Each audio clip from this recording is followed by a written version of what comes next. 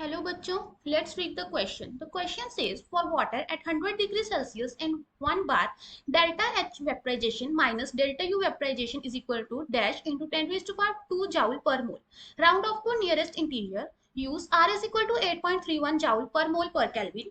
Assume volume of water is much smaller than volume of water. Assume water H2O that is gaseous can be treated as an ideal gas.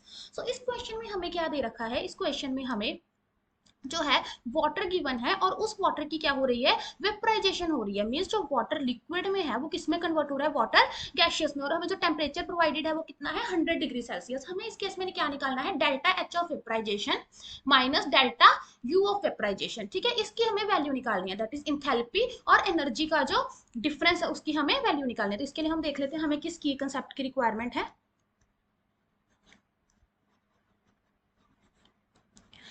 इस question को करने के लिए अब हमें क्या चाहिए, डेल्टा एच और डेल्टा यू। तो उसके बीच में हमें सबसे पहले एक रिलेशन पता होना चाहिए। डेल्टा एच किसके इक्वल होता है, delta U plus delta N G R T. Delta N G क्या है, number of moles of product minus number of moles of reactant. अगर हम अपनी इक्वेशन देखें तो हमारे पास इक्वेशन क्या है, जो वाटर है वो लिक्विड स्टेट से किस में कन्वर्ट हो रही है, वाटर गैशियस में। इस केस में अगर हम डेल्टा एनजी निकालना चाहते हैं तो डेल्टा एनजी क्या होता है, number of moles of product in gaseous state कितने हैं हमारे पास, 1 minus number of moles of reactant in gaseous state. अब रिएक्टेंट में तो कोई गैशियस स्टेट में है नहीं, तो कितना आ गया, 0। तो डेल्टा एनजी कितना आ गया, 1।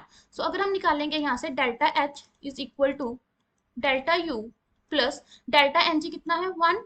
आर कितना दिया हुआ है, 8.314 इंटू टेम्परेचर हमें 100 डिग्री सेल्सियस है, बट हम इसको केल्विन में लेंगे तो हमारे पास केल्विन में कितना आ जाएगा, 373 केल्विन। तो यहाँ से हमारे पास क्या आ जाएगा, delta H minus delta U is equal to 8.314 into 373 joule per mole. क्योंकि केल्विन से हमारे पास केल्विन कट गया, तो इसको हम सॉल्व करेंगे तो हमारे पास आ जाएगा 3099.63 जाउल पर मोल। अब क्योंकि क्वेश्चन में हमें 10 raise to power 2 already given है, तो हम इसको इस तरह से अरेंज करेंगे कि हमारे पास बन जाए 30.99 into 10 raise to power 2 joule per mole. ये हमारे पास किसकी इक्वल आ गई, डेल्टा एच। और ये डेल्टा एच होगी किसकी, वेपराइजेशन की, क्योंकि हमारे पास रिएक्शन क्या है, वेपराइजेशन की। हमारा फाइनल आंसर क्या गया, 30.99। लेकिन हमें क्या कहा गया, round off to nearest integer. तो इसको हम नियरेस्ट इंटीजर पे राउंड ऑफ करेंगे तो कितना आ जाएगा, 31 into 10 raise to power 2 joule per mole. Final answer यहाँ पे हमारे पास कितना आ जाएगा, 31, क्योंकि 10 raise to power 2 already given था। Hope you find the answer, best of luck.